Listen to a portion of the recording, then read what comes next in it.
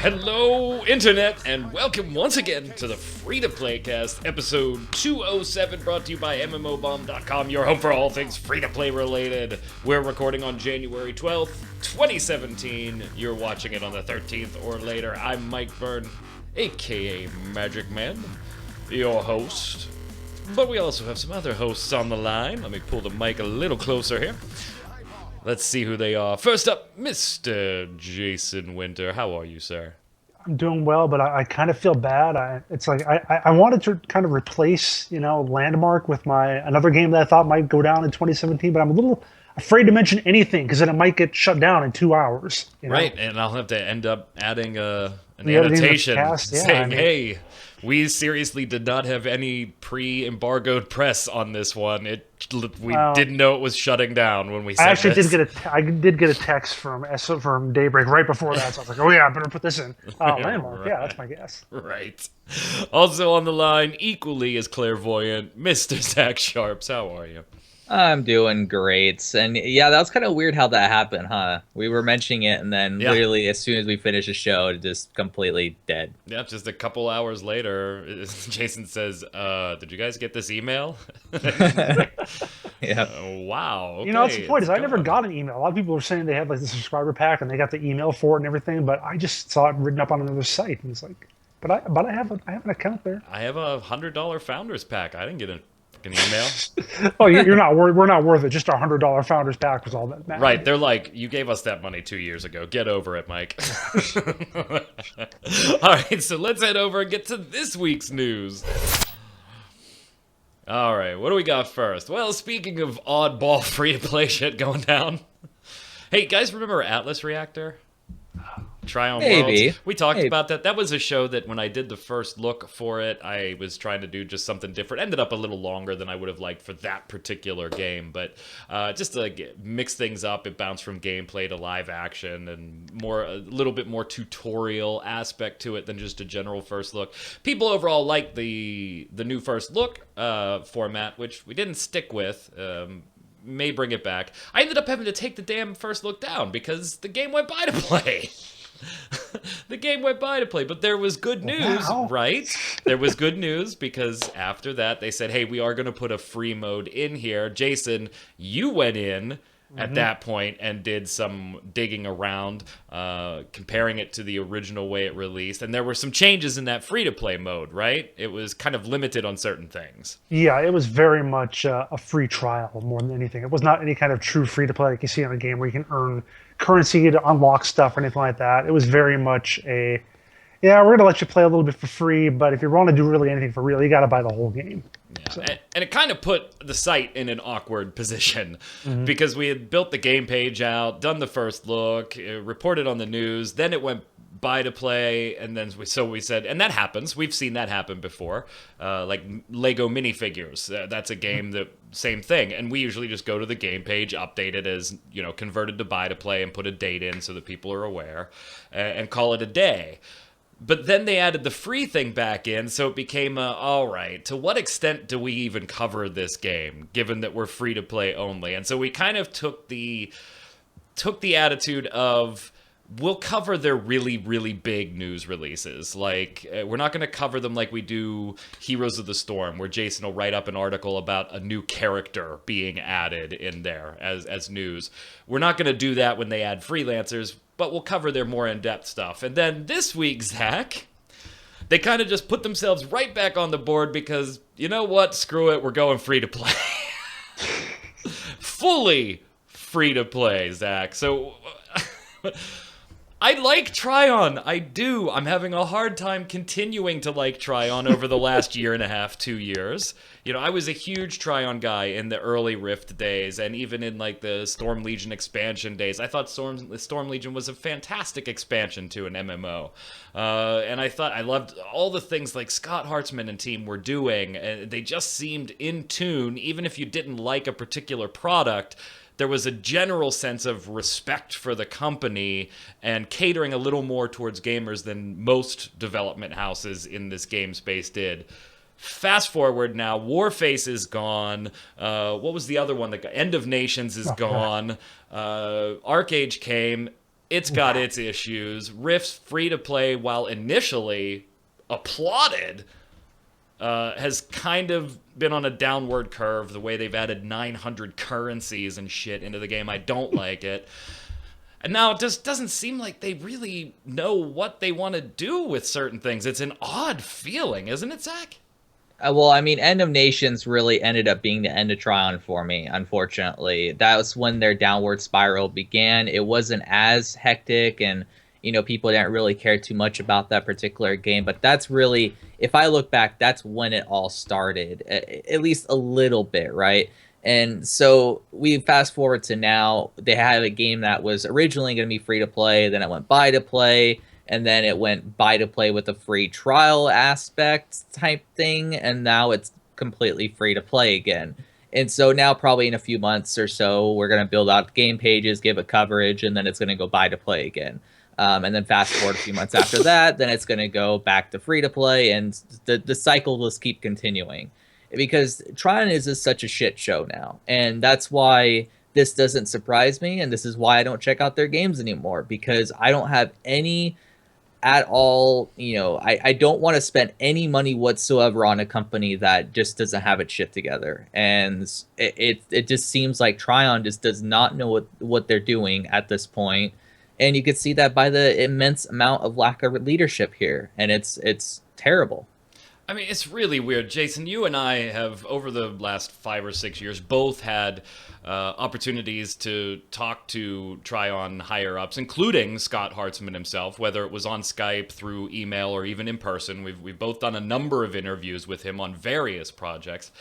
And they are intelligent people. I mean, there is no doubt. There was a time where I thought Scott Hartzman was the man in the MMO space or the free-to-play space, just from a relationship with players, gets what players want in games and things like that.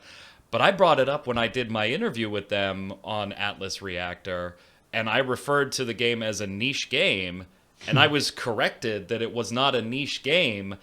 I thought that was a little out of touch with what that particular game was. And I don't know what's caused that. He left for a while and then came back, and it's like we got a whole different guy. Yeah, it reminds me of what I thought about when actually first I want to say just the funny thing that happened. Just as Zach was talking, my little Steam thing popped up. Said a friend of mine was playing Devilian.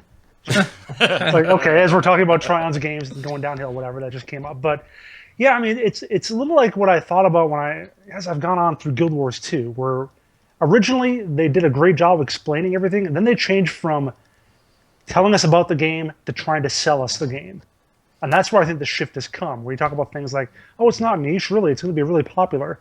They're not telling us what they think is cool about the game. They're telling us why we should buy the game. And it's a very subtle shift. I mean, obviously, you always want to tell them that sort of thing, but you're not so much focusing so much on like the sales pitch kind of a way of things. And that's why I feel like they've gone a lot more in recent years with that sort of thing. And the sort of mental gymnastics they had to do kind of to try to justify all the different changes they made to Atlas Reactor, which have made it to the point where I was excited about this game, you know, fairly excited when I first heard about it. I think it was. I thought when I first played it for the access for the first look, I sent you a message that said, Jason, you're going to love this. This is tailor-made for you based on the stuff I know you enjoy playing. And I played a little in the beta when it was first free-to-play and so on. I liked it. And I played the more recent, not quite free-to-play version. Didn't like that.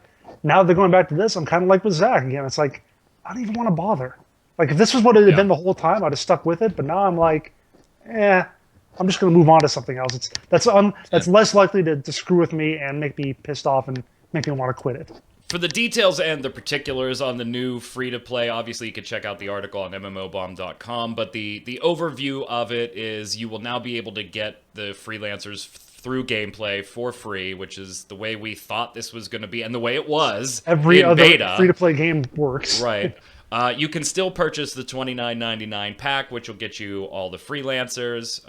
If anybody has that pack or purchased it before January 17th, so you still have a little bit of time if you want to get that, you get a second like special thank you package. And Season 2 starting is going to have a new freelancer, new rewards, and a new game mode, both for paid and free-to-play players. Zach, on the other thing that you brought up, I don't think we have to worry about this going buy-to-play again at any time soon, because to be honest, Jason, The numbers aren't that great, are they? Yeah, actually, this is the game I might suggest to be my Will It Survive Till the End of 2017 game, which means they're going to announce a shutdown any minute now. No, Probably. Where's the email at? But yeah, as I pointed out in the numbers, according to Steam Spy, they've only got about 50,000 owners for this game. And granted, that doesn't take into account Glyph users, of course, we know, but still. But the fact is that that's 8 times less than what Devilian has, and then all their other games are 1 million plus. So it's it's like the WildStar. WildStar is to NCSoft, is what Atlas Reactor sort of is to Trion. Maybe not that bad. All right, maybe that's going a little too far, but it is way down at the bottom of their list. So wouldn't really surprise me if it keeps going for a while and they're just like, well, oh well, we tried. Zach, this one's dead to you. It's dead to me because I care so much about the company and the leadership that I see in the public eye that when I invest money in a company, I want to see a consistent direction. I want to know what they plan on doing, how they plan on doing it, and I want their words to have meaning. Trion is so far away from that at this point that I cannot invest any money or time in them, and yeah, it's completely dead to me. And you know what? I understand PR, I understand marketing, and I understand stretching the truth a little bit and advertising your accounts rather than your subs and the whole shebang, and particularly with new games coming out. But reading the comments, not just on MMO Bomb, but on other sites too, the perception of this change is, I'm just going to say that the word milk comes up an awful lot. Yep. An awful lot in this discussion. In that, the game took advantage of a bunch of the Overwatches and the other things going by to play, which was a little bit of a trend for a while there. And they jumped on that, having previously advertised free-to-play, which was my only problem. And Jason, I think at the time, your only problem with them was that you specifically had advertised this was going to be free-to-play and then changed it. You should have shut up, and nobody would have cared. But now I tend to agree with the milking comments. You advertise it as free-to-play. You betaed it as free-to-play. You changed to buy-to-play. You changed the model to one that really... And then added a free trial, which was a bullshit free trial. And now you're going free-to-play, and it really smacks of milking, trying to get as much money as they could up front. And I hate to say we called it, but we did on this one. I mean, it's like either way it goes. Either they did try to milk us and try to, screw us over in some way, or like Zach said, they're just incompetent and didn't figure out what they were supposed to be doing. Neither of those inspires confidence. Right. What's the old saying? Never attribute to malice what could easily be attributed to stupidity. Yeah, something like that. Something like that. They should have just did what Battlerite did and just delayed the game. Made a good game and released a consistent payment model. Yeah, you're right. That's a good idea. That too. But if they wanted to milk people longer, they could have done what Battlerite did, made a great game that's already really good as it is, and just delay it longer and say, oh, we need to fill the game in with more stuff. AKA, we want you to buy more Founders Packs because we see the game's popular, and then we'll release it free to play in the future. I respect that more than switching it back and forth constantly, because at least there's a direction there. It's not just a roller coaster, and that's what we're getting with Trion. And Battlerite, side note, Battlerite just keeps getting better and better. It does. It does. All right, so let's move on. We've got a couple unusual games. Some games we don't really talk about all that often because they don't really get a lot of updates or they're older, but they've all of a sudden kicked off the new year with large updates. Let's go with one that's breaking news that's holy wow. What the hell? If you've taken part in any of HeroWarz' testing, NCSoft's kind of ARPG, MOBA, brawler... Not NCSoft. Not NCSoft. KOG. Is it COG? Yeah. Is HeroWarz COG now? Holy shit. When was I... Did I take a nap? NCSoft, where are you getting that from? Oh, no, I was confusing it with MXX. Okay, yes. Oh, okay. So COG Games. HeroWarz. Apologies to COG Games. Yeah, the game's going away for about a year. It's done a bunch of different beta testing and everything, but Jason, what the hell happened? We just kind of saw this like yesterday. It's going to go away for a year. It's going on what they call a pause mode. No, they're actually calling it is officially the pause of HeroWarz. Like it's got this formal fancy title. But yeah, I mean, they say that that it's something they have to do. They're giving a lot of reasons. Basically, it just goes back into development. They have to.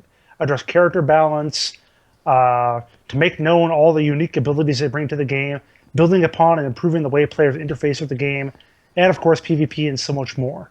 So they're going back to work on all that, and they have to bring the game offline for. They're going to take it offline in March, and they say they hope to have it back early 2018. So at least 9-10 months, maybe longer. But yeah, it's just going to go away so they can work on it some more. I gotta say, Zach, I kind of respect this.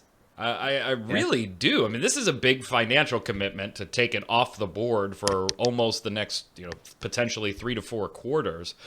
If it's being done because, hey, we got all this player feedback and all of these testings, and actually, you know what? The players are right. We think this could be done better. We need to change something. This is core to the game, so it's going to take a while to change, et cetera, et cetera, et cetera. Let's just take it offline and do it. I gotta respect that type of commitment to delivering something the players want. If it's just taken offline and it disappears because there was the perception of we're not going to make a lot of money on this type of game and it just quietly goes away, I kind of respect that too, but for different reasons. Like, that would be business respect on we're not going to force shovelware out there and hope to make a dime. We're just going to take a loss and move on. But if it's for the first, I give it a huge thumbs up. Zach, you? Yeah, I mean, I agree with what you said. I give it a huge thumbs up if they just sort of took it down to, work on it for as long as they need and then put it back up once it's done.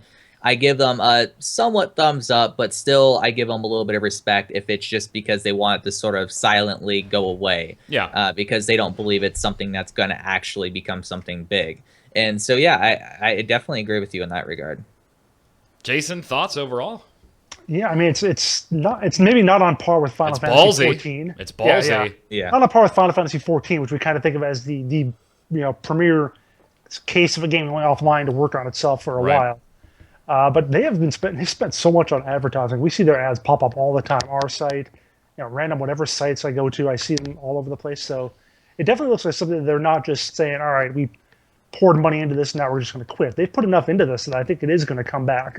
It isn't. You can have a little bit of the thought that maybe they're just going to get rid of it, like you said, quietly go away. But as much as they've probably already invested into it, I don't think that'll be the case.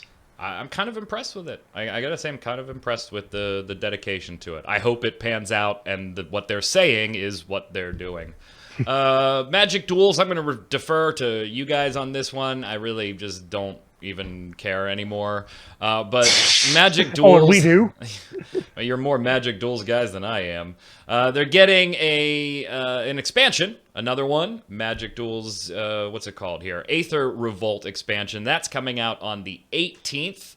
Corresponding with the release of a physical set, 184 card set, which has seen pre-release tournaments this weekend. So it's kind of neat to see duels coinciding with the physical stuff. I think that's pretty cool for Magic players.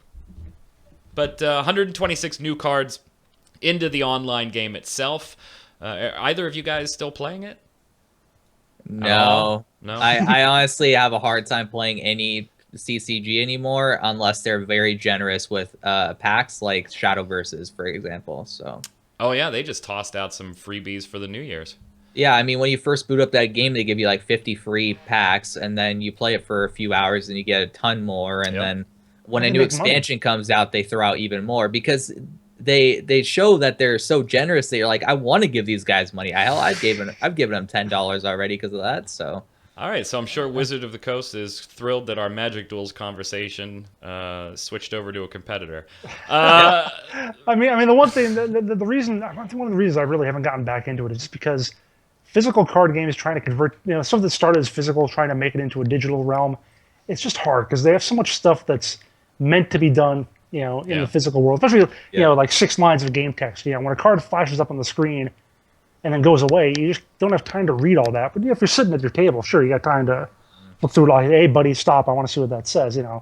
It's just hard because I've been playing and I've been watching other people play like the Pokemon TCG online. It's the same kind of thing. You got cards with 8 lines of text, and they just flash by so quickly you don't have time, and it's really tough to make that work in a digital realm as opposed to something that's made from the start for a computer like Hearthstone or HeroWarz or whatever it was or anything like that. On the flip side of other updates, RuneScape players have a ton to look forward to in 2017. That team looks incredibly busy with basically what boils down to, if we think about it, 3 expansions coming this year. When you kind of break down the content. And it's very detailed for January and February. You guys got a lot coming on there. And then, a little less detail going throughout the rest of the year. But, wow. Just all 3 of a sudden, expansions. yeah, just 3 expansions. Let's just throw them out there. 3 expansions. So Jagex and team, damn. Yeah. Like all of a sudden. So thumbs up there. I don't think any of us are huge RuneScape players, so we won't bore you with our opinions on a game we don't play at all. Well, Zach is the Jagex expert going out to see them. So. Right?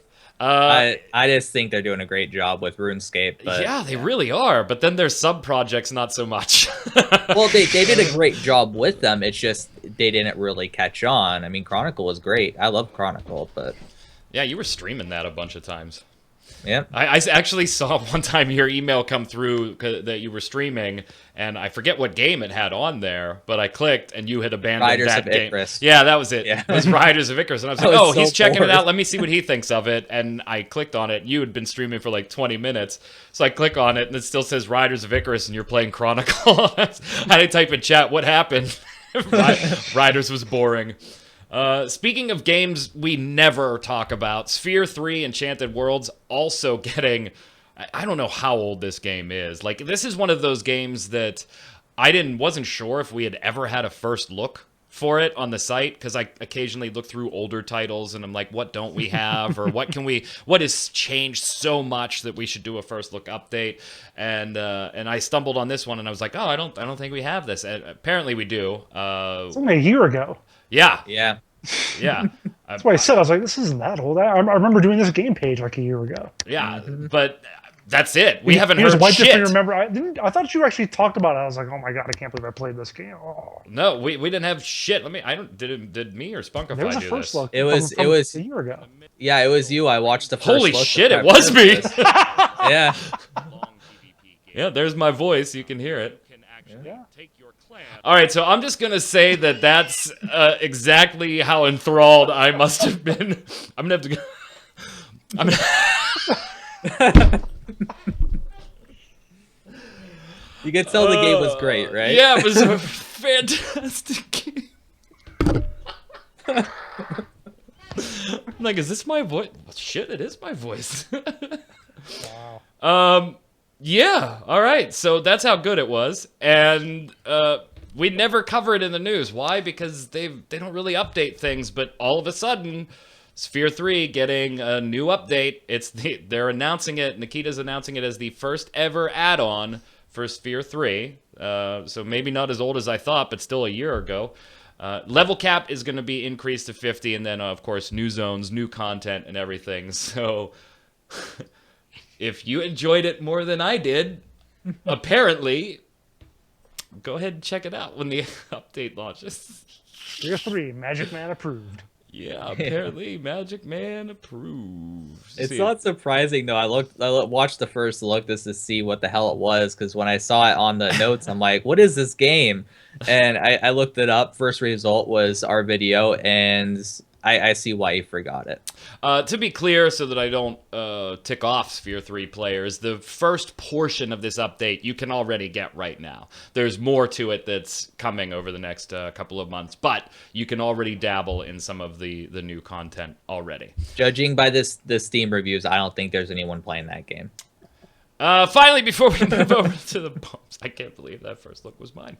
Okay. Before we move over to the bombs, Nexon America has a couple of shakeups. And originally, we were watching this one closely because it looked like, Jason, there was going to be a Nexon America takeover from its Eastern management. Nexon Korea, I believe. Yeah. Was going to try and just phase it out and take over the U.S. So we kind of were watching it to see what it went down, but it looks like Nexon America is still going to maintain its own identity. However, we have a CEO swap. So Rich Williams is going to be leaving the company at the end of the month, and Young-So Lee is going to join. Now, Lee has a pretty extensive history, not just in gaming, but also in Nexon, doesn't he, Jason? Yeah, he's actually been with Nexon for about 5.5 years. Most of that with Nexon America, and that to me is a good sign, as opposed to them like taking some executive from Nexon Korea and porting him over. At least you've got someone who's been in the U.S., who's at least, I mean, we could say good or bad things about Nexon and how they handle North American gamers, but at least you got someone there who's been there for a little while and at least knows what they can get away with to some extent. So the fact that they've got someone like that probably means that we're not going to see any huge differences in how they operate at this point. Yeah, I'm kind of mixed on this one, though, Zach. Like, I get, you know, this gentleman has maybe more familiarity with American audiences and can cater that. But being involved with Nexon, where we're... yeah, all right, we're promoting somebody from within because we're having problems with the way we're running, so let's take somebody that was involved in that current running and give them now control over it. Now, I would like to say, you know, Lee has better ideas, is more in tune with a Western audience, and that's why they're giving him this role, but Lee's been involved with Nexon for a while, so it could be perceived, Zach, as more of the same. We're giving the reins to somebody that's been involved while we're having troubles. This has to be due to mobile. I can't think of any other reason other than mobile as to why this happened, because Dirty Bomb rolled out. It's still very popular. It's doing well. And that game's monetization is pretty sound. And everything after that, they also had the, what's that game called? The Ghost in the Shell online game. Oh, yeah. First yeah. Assault. And I heard some people thought that was all right. And as far as monetization goes, I didn't really see huge issues with it. I mean, it still wasn't as good as I wanted to be, but it doesn't really seem like they're really pushing the desktop market that much as of late. So this has to be due to their mobile struggles as of late, which is why it kind of makes sense that they might want to promote within, so they already sort of know what's going on in regards to like the projects that they're working on, their plans, stuff like that. It's just that their current person wasn't good enough for the job in terms of getting mobile to take off, and so they just wanted to axe him because this wasn't doing the job. Yeah, we'll have to see how it plays out, but like it or not, in the Western world, there is a perception of Nexon not being the best on the free-to-play side of things, to put it gently. And hopefully, you know, new leadership will kind of steer that ship in a little bit different direction. But I think gamers are so jaded at this point that they're going to have to see some drastic changes for them to believe Lee's got a new focus. But good luck to Lee in his new position, and we'll keep our eyes posted. Let's slide over to the weekly bombs. Go ahead, Zach. I'm going to give a dub bomb to Star Trek Online. I've been playing it off and on now for about a week, and I've been enjoying it. I was basically scraping the bottom of the barrel trying to figure out what games I haven't played yet that are already released in terms of MMOs, and Star Trek Online was the one that sort of shined down there on the bottom of the barrel, and so I picked it up and installed it, and I've been enjoying it. I honestly don't know why I haven't played it before, but looking at previous videos regarding it, I'm kind of glad I didn't play it before, because it seems like they really improved upon it and made it into the game that it is today, which is a fairly good game. I think the Steam reviews having it around 75% is about right in that regard. So yeah, but that ground combat, man. Yeah, the ground combat's lacking. Yeah. Go ahead, Jason. I'm going to give a bomb to World of Warships, because I just got back into it this last week. I was actually playing with a friend for the first time. I actually found someone to play with for a little bit, and kind of rekindled that old fire that I had like earlier, about a year ago, when I was really into it.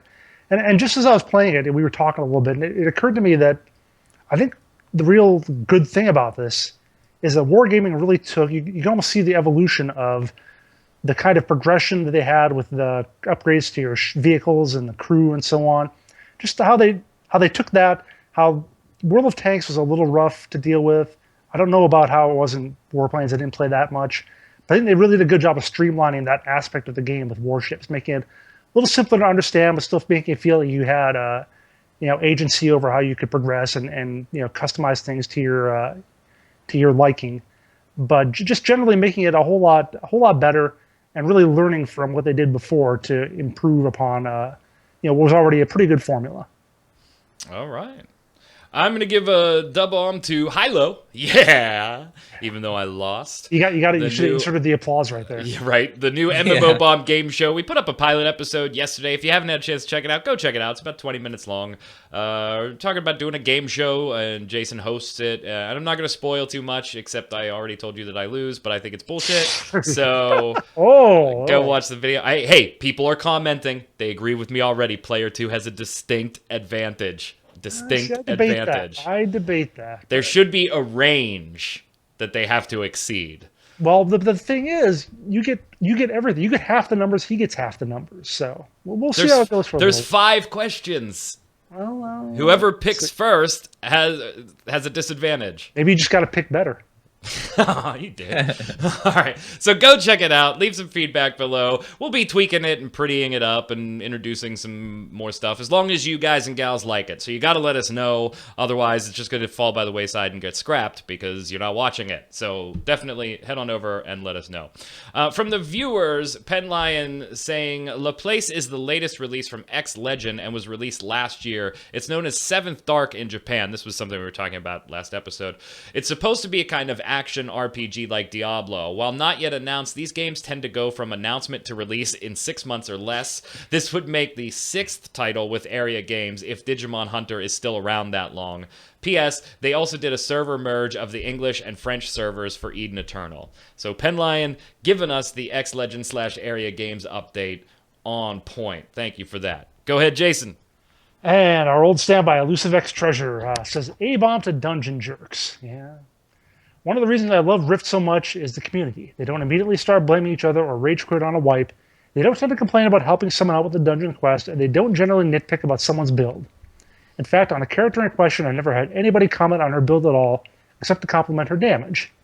Now, I don't have a damage meter, but given that it just wasn't just once, I have to assume her damage is decent. Her build is untraditional, being about 50% Void Knight tank, 50% Beastmaster support. I did this because our main purpose is farming, so I wanted AoE and survivability. Didn't feel the need to work out a separate build for dungeons since I'm only queuing for normals and past experts, not current content, so I just queue as support. Today I got into a dungeon, and the tank and healer immediately started harping on me to switch to strictly DPS spec. I replied that I queued as support, and that was what I was built as. They continued to bother me in both party chat and whispers that I could queue as support but go DPS. I replied that I could also queue for support and, I don't know, be support. And that I wasn't changing my build just for them. Then I dropped. I've never pulled threat off a tank despite having some tanky abilities, and I always make sure my support buffs are up. I'm a big believer in dungeon etiquette. I let the tank pull, protect the healer, only need if you need, but that just seemed ridiculous to me. I agree with you, Elusive X Treasure. I love running hybrid kind of builds as opposed to just straight up all DPS or whatever, so thumbs up to you for sticking by your guns. Kind of why I'm super, super excited that Final Fantasy XIV is getting Red Mage, but kind of a little disappointed because the game doesn't support a hybrid support type role, and so it's being built in a little differently than I would have expected. But that's, I knew it was going to come that way if Red Mage was added, so I'll take what I can get. Go ahead, Zach. HeroWarz says, A-bomb to S Bite Me Rivals, the return of the unimaginative cash grab. Is all I have to say about this. By the way, wouldn't it be great for Hi-Rez to make an ARPG right now? Seriously, with some arenas and dungeon attack modes and such for esports. And what the hell, 65 people to make a Clash Royale? Oh wait, I guess they'll need those to put a card system in it and call it a title.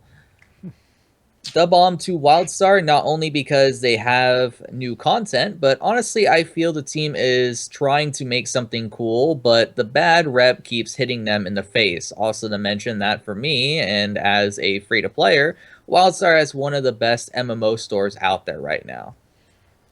Yeah, it's one of those things that, like, there's not too much to complain about Wildstar, except there's nobody playing it, and that makes some of the other stuff impossible and hard to do. And I enjoy Wildstar, but I can't stick with it very long because there's just not a lot of people playing it. FG3000 says, and I love this feedback. Thank you so much for this, by the way. High Res Expo and some Smite stuff was a big topic on last week's show, and we got a couple people chiming in as huge Smite fans. So thank you so much for taking the time to comment. FG3000, as a person who was extremely involved with Smite and High Res, we wanted their opinions on these new games. Fans have been begging for Smite spin-offs for years now, so they did want stuff in the Smite universe. Is this what fans had in mind? Maybe, maybe not, FG3000 says. So I think that kind of goes with what we were saying, is that the Smite universe... Let's be realistic here, too, though. The Smite universe is the gods of every culture on the planet. So calling it the Smite universe is a bit... is a bit much, but I don't think people mind seeing Smite things, but these particular games just, they're not doing it for me. I just want them to space it out. That's all I wanted. No, you get them all at once, Zach. Enjoy it. Go ahead, Zach. Take the next one. Isn't it Jason's turn? Well, fine. It could be Jason's turn. I'll do it. I don't care. Amiko Chan 13 says, dub on to AGDQ as awesome games done quick. Speedrunning all those games for charity is great to watch while I'm MMOing on my main monitor. I can't even wrap my brain around how some of these people do these speedruns. Yeah. Like finishing an old Nintendo, finishing Super Mario Brothers in like 4.5 minutes or something like that. I'm just like, wow. I love speedrunning. Love it. Love it. Yeah. All right, fine. Go ahead now, Zach. Is it all right for you to go? Could it be? I just want to make sure Jason wasn't left out. K-Roll I says, dub bomb to possibly re-entering the online gaming industry this January. It's looking likely. Congrats. A-bomb to the cancellation of Landmark and Asheron's Call, and that's none of the code is being given to the community. 2017 is looking to be much more active MMO-wise than 2015 or 16, with a host of AAA imports from China and Korea, and quite a few unique indie titles in the West. I really hope the Ion 2 rumor turns out to be true. Yes, I do as well. Yeah, that's one I'll be watching. I did enjoy some time in Ion. Spy Guy says, I played Gwent for like 2 days and uninstalled. The starter deck you get is shit, and getting new cards is very slow. You need to play about 25 games for one barrel that contains 4 random cards, so they might even be for a deck you don't play. And the real problem is that grinding it out isn't fun, because I lose like 9 out of 10 games because the opponent simply has better cards. But it's still closed beta, so the matchmaking might get better.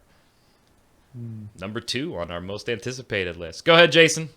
5000 CZ says, I'm really disappointed in Smite. Creating all those stupid minigames on Smite's IP is really diluting the IP. Smite has been going downhill, in my opinion, ever since the new season began. Even the skins are not that great anymore. I got a bit excited about the Celtic Pantheon coming out, but these minigames being announced in Smite's name makes me not want to play Smite again.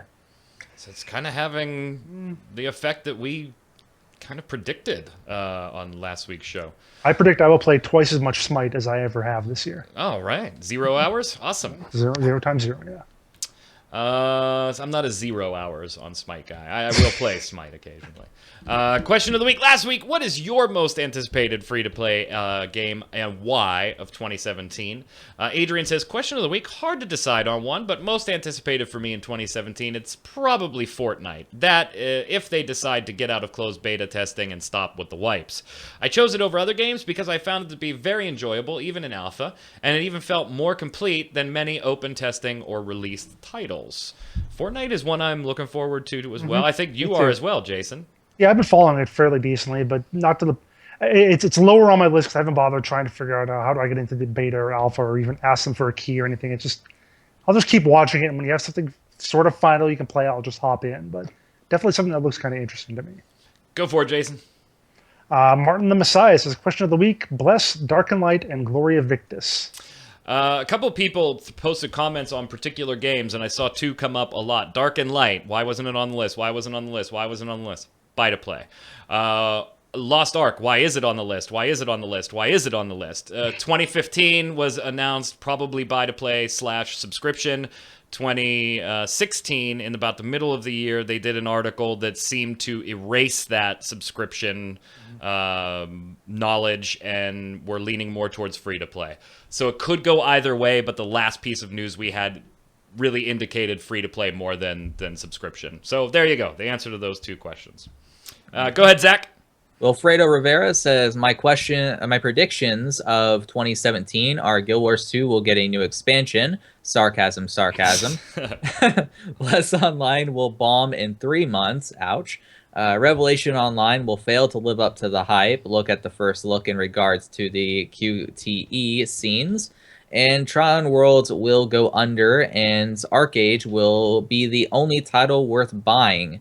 Oh, and rip Wildstar and Secret World. Just full of positivity there, Wilfredo. Arcade? You would think Rift would be the one that people would want to buy out of Trion's portfolio. Or Trove, actually. Trove is really popular. Yeah. Keep Or they going. just won't go under. Keep going. Yeah. I completely forgot about that part. Question of the week. I have no anticipated games on my radar because I feel as though we will get more of the same trending games in the coming months. CCG, MOBAs, and mobile games are going to saturate the market like they are now, and it's going to get boring. 2017 better have something special this year, or I'm quitting life. Not literally, of course. Thank you for the clarification so that we did not have to call hotlines for you. We really appreciate that you threw in, I'm just joking here. X Rizzo, as someone who has thousands of hours in Smite, the 2 games they announced didn't really do it for me. It's not my cup of tea. It's nice to see they try to expand the Smite franchise in a way, but it's nothing new, really. Hopefully it doesn't take away the work being put into Smite, but it's nice that they have crossovers such as skins for playing the other games. I thought it was really funny looking at the most recent one that looks to be like a kind of, what is it, Smite Rivals, the Clash Royale clone. I was reading some articles of people that actually got some hands-on time with it at the High Res Expo, and they were interviewing people from Smite asking, hey, this seems a lot like this. And they did everything they could to, like, tap dance around that entire question. They were like, yeah, we draw inspiration from a lot of things. And, like, whatever. But it seems to me that at least the feedback from the viewers and the longtime Smite fans kind of coincides with ours, is that this really isn't helping the Smite brand. It's kind of diluting it and putting some question marks in people's heads. We'll have to see. Maybe both games will be fantastic and we're all just crazy. Question of the week next week. What does Trion Worlds have to do to capture your attention again? And if you're still a big Trion fan right now already, what would you like to see them change or improve upon? Put it in the comments below. Make sure you leave your weekly bombs. Da bomb for something great, A bomb for something bad. Doesn't even have to be game related. If you're just having a bad day or a good day, let us know why. Also, you can throw your questions for the panel down there as well. Until next week, Zach, where can everybody find you? Everyone can find me on Twitter at Zach Sharps, and that's pretty much it. Hey, you, Mr. Winter. Find me on Twitter at Winter Informal, streaming twitch.tv/JasonWinter. I'm Mike Byrne, aka Magicman. You can find me personally on Twitter at MagicMan1, MAGICKMANN1. Of course, an extra N in there. Yes, of course. And of course, while you're there, if you aren't already, follow at MMOBomb so that you get notified of the latest articles, videos, interviews, giveaways, and previews on the site. Until next week, stay safe. See you on the servers.